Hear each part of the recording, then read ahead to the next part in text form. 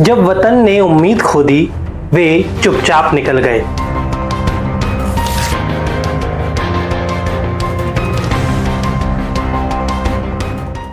आज भारत की धरती पर एक अनकही कहानी फैल रही है। हजारों लोग सिर्फ छुट्टी मनाने नहीं बल्कि जीने के लिए देश छोड़ रहे हैं। 2024 में सूत्रों की माने तो 3 लाख से अधिक भारतीय नागरिक अब प्रवासी बन चुके हैं। हम जानते हैं कि भारत में माइग्रेशन की परंपरा बहुत पुरानी है, लेकिन अब यह केवल आर्थिक अवसर नहीं बल्कि अस्तित्व का रास्ता बनती जा रही है। इतिहास देखें तो भारतीय प्रतिभा का विदेशों में जाना कोई नई बात नहीं है। स्वतंत्रता के बाद डॉक्टर, इंजीनियर, शोधकर्ता, कलाकार सभी ने विदेशों में अपनी नई राह बनाई है। परंतु आज का प्रवास अलग है। यह पारंपरिक प्रवास नहीं है बल्कि औसत दर्जे की रोशनी के बीच प्रेरित पलायन है।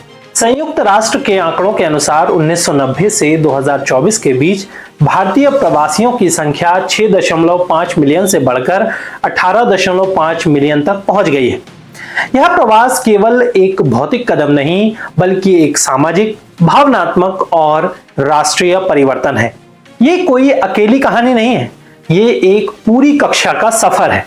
पहले भारत छोड़ने वालों की छवि होती थी सीमित साधनों वाले मजदूरों की, लेकिन अब यह तस्वीर बदल रही है। आज प्रवासी बनने वालों में डॉक्टर, इंजीनियर, शोधकर्ता, कलाकार, लेखक, हर वर्ग और हर पृष्ठभूमि के लोग शामिल हैं। कुछ छात्र विदेशों में उच्च शिक्षा के लिए जा रहे हैं तो कुछ अपने करियर के बीच में ही नई राह चुन रहे हैं। उदाहरण के तौर पर दिल्ली का एक डॉक्टर जिसने सरकारी नौकरी छोड़ी और ब्रिटेन चला गया, कहता है कि यहाँ संसाधन है, मेरी पढ़ाई का सही उपयोग यहाँ हो सकता है। एक युवा कलाकार पंजाब से कनाडा गया, यहाँ मेरी कला की सुनवाई होती है, वो ये कहता है। शैक्षणिक प्रवास एक बड़ी धारा है। JETIR के अध्ययन के अनुसार 2024 तक लगभग 1.8 मिलियन भारतीय छात्र विदेशों में पढ़ाई कर करीब $85 बिलियन खर्च करेंगे।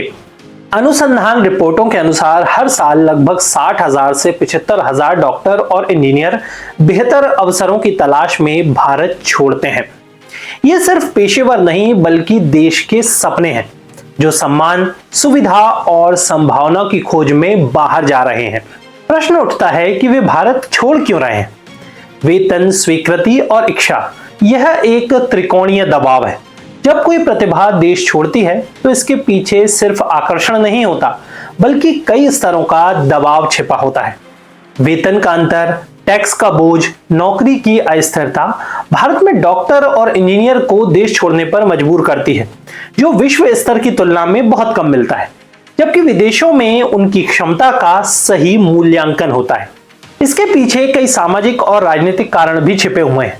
सुरक्षा का भय, अभिव्यक्ति की कमी और प्रतिभा विरोधी माहौल भी लोगों को बाहर जाने के लिए प्रेरित करते हैं।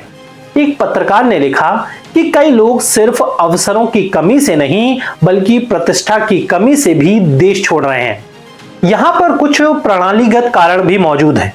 रिसर्च फंडिंग की कमी, विश्वविद्यालयों में संसाधनों का अभाव, प्रयोगशालाओं और सुविधाओं की कमी, ये सभी मिलकर एक स्थायी प्रवास को जन्म देते हैं। एक रिसर्चर कहता है कि भारत में हमें प्रयोगशाला के लिए सामग्री विदेश से मंगानी पड़ती है, जबकि वहां सब कुछ उपलब्ध है। अनुसंधान लेखों के अनुसार भारत में उच्च शिक्षा के अवसर, शोध के लिए धन और वैश्विक मानकों की कमी, ये सभी बड़े कारण हैं। कुछ रिपोर्ट्स ये भी बताती हैं कि जटिल कर व्यवस्था और सरकारी प्रक्रियाएं भी युवाओं को बाहर जाने के लिए प्रेरित करती हैं। नीति और नियामक बाधाएं भी प्रवास की दिशा में प्रमुख कारण हैं। माइग्रेशन की प्रक्रिया केवल व्यक्तिगत निर्णय नहीं होती, यह नीतियों, नियमों और अंतर्राष्ट्रीय ढांचे से बंधी होती है। कई देशों ने अपनी वीजा, आप्रवासन और शोध नीतियां इस प्रकार तैयार की हैं कि प्रतिभाएं वहां बसना पसंद करें, ना कि संघर्ष करें।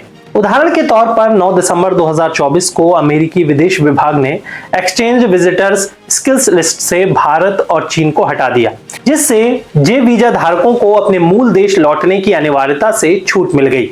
यही वो बदलाव है जिस पर भारत जैसे देशों को गंभीरता से विचार करना होगा। भारत में भी कई प्रयास हुए हैं, जैसे मेक इन इंडिया, शोध अनुदान योजनाएं और कई उच्च शिक्षा मॉडल, परंतु इन नीतियों की नींव कमजोर रही है।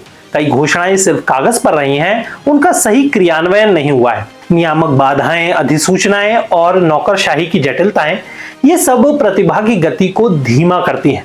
विशेषज्ञों का सुझाव है कि भारत को वीजा प्रक्रिया सरल करनी चाहिए, शोध केंद्रित प्रोत्साहन देने चाहिए और अधिकारियों की जवाबदेही सुनिश्चित करनी चाहिए।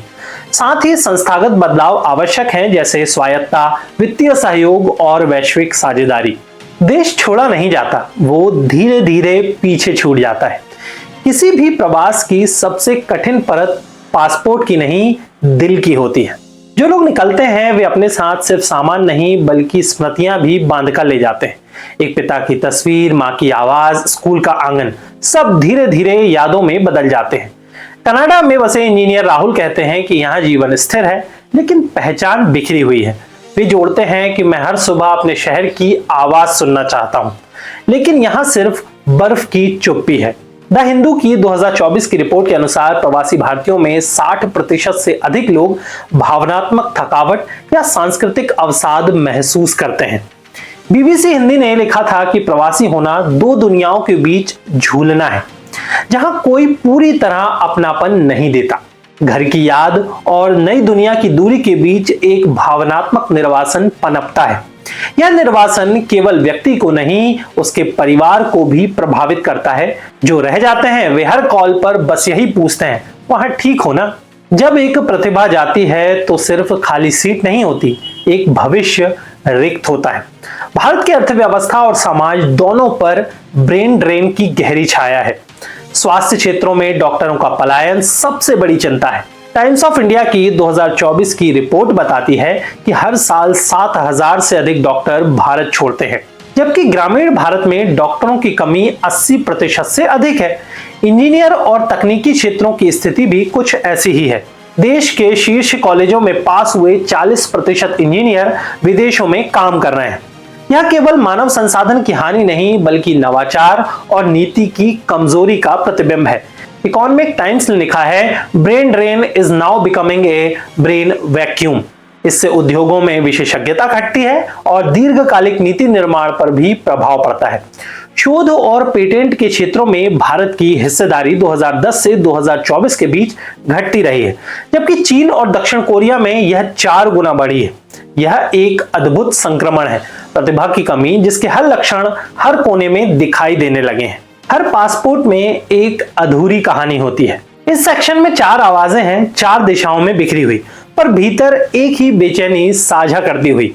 पहली कहानी है डॉक्टर श्रुति की, जो मुंबई में रहती हैं। श्रुति ने ब्रिटेन के एनएचएस में नौकरी ली। वे कहती हैं कि भारत में मरीजों के लिए लड़ते लड़ते थक गई थी, सिस्टम ने हार मानने पर मजबूर किया। दूसरी कहानी है अरमान की, जो आईआईटी ग्रेजुएट हैं, सिएटल में रहते हैं। अब वो अमेरिका में एक टेक इंजीनियर है। वे कहते हैं कि यहाँ मैं वो कोड लिख सकता हूँ जो भारत में सिर्फ प्रेजेंटेशन में रह जाता था। तीसरी कहानी है अमृतसर के गायक की, जो कनाडा में रहते हैं। वे कहते हैं कि यहाँ लोग सुनते हैं, भारत में लोग जज करते हैं। चौथी कहानी है प्रोफेसर रंजीत की, जो ऑस्ट्रेलिया में रहते हैं। वे कहते हैं कि यहाँ मेरे विचारों को जगह मिली है, वहां मैं उद्धरणों में बंधा हुआ था। हिंदुस्तान टाइम्स ने लिखा था कि it's not migration, it's silent protest. यह प्रवास नहीं है, एक शांत विरोध है। और शायद यही इस प्रवास की सबसे सटीक परिभाषा है। यह सिर्फ पलायन नहीं, एक मौन प्रतिरोध है जो हर आवाज में धीरे धीरे गूंज रहा है। अब प्रश्न उठता है, क्या लौटना संभव है? कभी कभी लौटना जाना जितना ही कठिन होता है। जो चले गए, क्या वे लौट सकते हैं? यह प्रश्न आज भारत की हर नीति मंच पर गूंज रहा है। कई प्रवासी भारतीय कहते हैं कि हम लौटना चाहते हैं, पर यहां हमें जगह नहीं मिलती। बिजनेस स्टैंडर्ड के 2024 के सर्वेक्षण के अनुसार विदेश में बसे 45% भारतीय वापस आने की इच्छा रखते हैं, पर सिर्फ 12% को ही अपनी योग्यता के अनुसार यहां अवसर मिल पाते हैं। कारण वही है, ब्यूरोक्रेसी, शोध के लिए धन की कमी और सामाजिक सांस्कृतिक जटिलताएं। हालांकि कुछ स्टार्टअप्स और सामाजिक उद्यमों ने लौटने वालों के लिए दरवाजे खोले हैं। बेंगलुरु, हैदराबाद और पुणे जैसे शहर अब सिर्फ रिवर्स माइग्रेशन के केंद्र बन रहे हैं। वहां एक नई ऊर्जा दिखती है जो कहती है कि यहां लौटना आसान नहीं पर मुमकिन है। भारत के लिए यही आशा है कि जो चले गए वे लौटने के लिए वजह देखें। अगर देश खो रहा है अपनी प्रतिभा, तो सवाल ये नहीं कि कौन जा रहा है, सवाल ये है कि कौन रोक रहा है। हर देश का भविष्य उसके दिमागों से बनता है और भारत के पास दुनिया की सबसे बड़ी युवा आबादी है, फिर भी यही युवा वर्ग देश छोड़ रहा है। इस प्रवास को पलटना असंभव नहीं, पर इसके लिए सिर्फ नारों से ज्यादा चाहिए।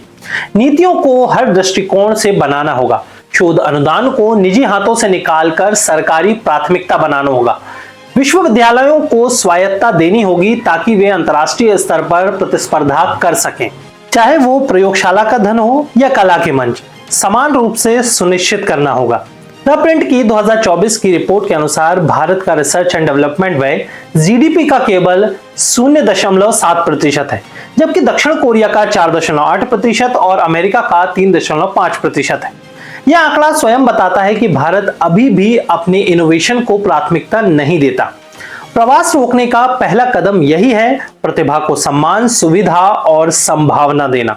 देश को टैलेंट एक्सपोर्टर नहीं बल्कि टैलेंट कल्टीवेटर बनना होगा। कभी कभी देश को छोड़ने की वजह भूख नहीं, माहौल होता है। यह कहानी सिर्फ अर्थव्यवस्था या नीति की नहीं है, यह एक समाज की चेतना की कहानी है। जहां सवाल पूछना जोखिम बन गया है, वहां नवाचार ठहर जाता है। जहां भिन्नता को अपराध माना जाता है, वहां कला और विचार दम तोड़ देते हैं। इंडियन एक्सप्रेस की 2024 की रिपोर्ट के अनुसार rising intolerance and social friction are now among top 5 migration triggers, यानी बढ़ती असहिष्णुता और सामाजिक तनाव प्रवास के 5 प्रमुख कारणों में शामिल है। यह आंकड़ा बताता है कि प्रवास अब केवल करियर का निर्णय नहीं बल्कि मानसिक सुरक्षा की खोज भी है। देश को अपनी असहिष्णुता के आईने में झांकना होगा, कला, विज्ञान और अभिव्यक्ति को सांस लेने की जगह देनी होगी। जब प्रवासी कहते हैं कि हमारी बात सुनी नहीं जाती थी, तो यह एक ऐसी सच्चाई है जो किसी आंकड़े से भी बड़ी है। यदि भारत अपने विचारों और मतभेदों के लिए सुरक्षित नहीं बना, तो उसकी प्रतिभाएं केवल शरीर नहीं, अपनी आत्मा लेकर जाएंगी। शायद ये पलायन नहीं, पुनर्जन्म है, अगर देश उसे जोड़ना सीखे। आज की दुनिया जुड़ी हुई है। इंटरनेट, डिजिटल कार्य और वैश्विक कंपनियों ने सीमाओं को लगभग मिटा दिया है। इसीलिए कुछ विशेषज्ञ कहते हैं कि यह पारंपरिक ब्रेन ड्रेन नहीं बल्कि ब्रेन सर्कुलेशन है। एक रिपोर्ट के अनुसार भारत के प्रवासी हर साल 125 अरब डॉलर का योगदान रेमिटेंस और सहयोग के रूप में करते हैं। ये वो शक्ति है जो भारत को विदेशों में रहकर भी मजबूत बनाती है।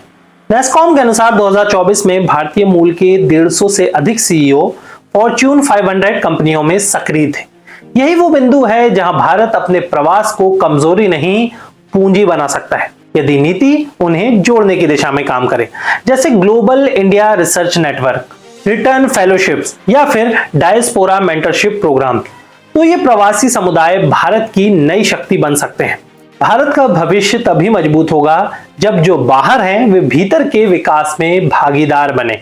कभी कभी सबसे बड़ा पलायन शरीर का नहीं, भरोसे का होता है। ये कहानी सिर्फ उन 3 लाख लोगों की नहीं है जो उड़ानों से गए हैं, उस देश की कहानी है जिसने उन्हें जाता देखा और चुप रहा। ब्रेन ड्रेन कोई आंकड़ा नहीं, यह भारत के आत्मविश्वास का एक्सरे है। सवाल यह नहीं है कि प्रतिभाएं क्यों जा रही हैं, सवाल यह है कि देश उन्हें रोक क्यों नहीं रहा। हर प्रवासी अपने भीतर एक छोटा भारत लेकर चलता है, यादों, स्वादों और भाषा का भारत, और उस भारत को लौटने की वजह देनी होगी। नीतियों को कागज से जीवन में उतारना होगा और समाज को बहस से समझ की ओर बढ़ना होगा। देश तभी पूर्ण होगा जब उसके दिमाग यहां हो और उसके दिल भी यहीं धड़कें।